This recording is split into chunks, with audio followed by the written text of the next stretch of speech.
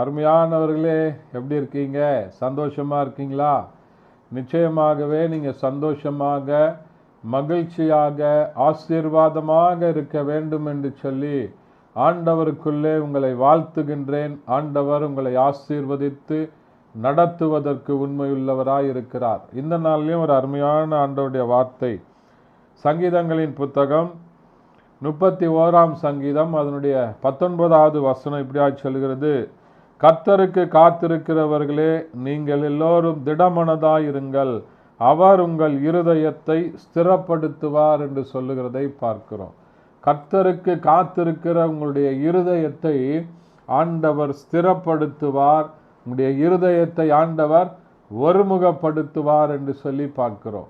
கர்த்தருக்காக நீங்கள் காத்திருக்கும் போது நம்முடைய வாழ்க்கையில் அநேக சோர்வுகள் வரும், இளைத்து போக பண்ணும். ஒருவேளை நெடுநாள் காத்திருப்பது இருதயத்தை இளைக்க பண்ணும் என்று சொல்லி வசனம் சொல்கிறது.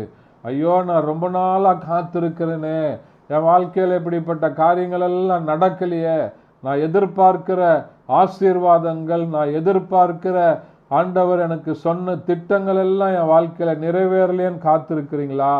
இன்றைக்கும் ஆண்டவர் சொல்கிறார், நீங்கள் திடப்படுத்துங்க, உங்களுடைய இருதயத்தை நான் ஸ்திரப்படுத்துவேன் என்று சொல்லி சொல்லுகிறார். உங்களுடைய இருதயத்தில் தேவையில்லாத எண்ணங்கள், குழப்பங்கள், பின்மாற்றங்கள், ஐயோ என் வாழ்க்கையில் ஆண்டவர் சொன்னதெல்லாம் நடக்குமா, ஆண்டவர் சொன்னதற்கும் என் வாழ்க்கையில் நடப்பதற்கும் சம்பந்தம் இல்லையே, எல்லாமே எதிர்மறையாக நடக்குதே அப்படின்னு சொல்லி யோசிக்கிறீங்களா?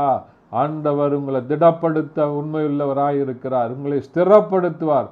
உடைய இருதயத்தை ஆண்டவருக்கு நேராக திருப்பி, ஆண்டவரே என் வாழ்க்கையில் ஒரு அற்புதத்தை செய்யுங்கன்னு சொல்லி நீங்கள் ஆண்டவரை நோக்கி பார்த்து செபிக்கும் போது ஆண்டவர் உங்களுக்கு அற்புதத்தை செய்து ஆசீர்வதித்து மகிழ பண்ணுவார். பயப்படாதீங்க, ஆண்டவர் உங்களுடைய வாழ்க்கையில் சொன்னவற்றை நிறைவேற்ற உண்மையுள்ளவராய் இருக்கிறார். ஜெபிக்கலாமா? பரிசுத்த பிதாவே, உம்மை துதிக்கிறோம், உம்மை ஸ்தோத்தரிக்கிறப்பா. இந்த நாள் ஆண்டவரே, கர்த்தருக்கு காத்திருக்கிறவருடைய இருதயம் ஸ்திரப்படும் சொல்லியிருக்கீங்களே அப்பா, இந்த செய்தியை பார்க்கிற ஒவ்வொருவருடைய இருதயத்தையும் கர்த்தர் ஸ்திரப்படுத்துவீராக, தைரியப்படுத்துவீராக, பலப்படுத்துவீராக. இயேசுவின் நாமத்தில் பிதாவே, ஆமென்.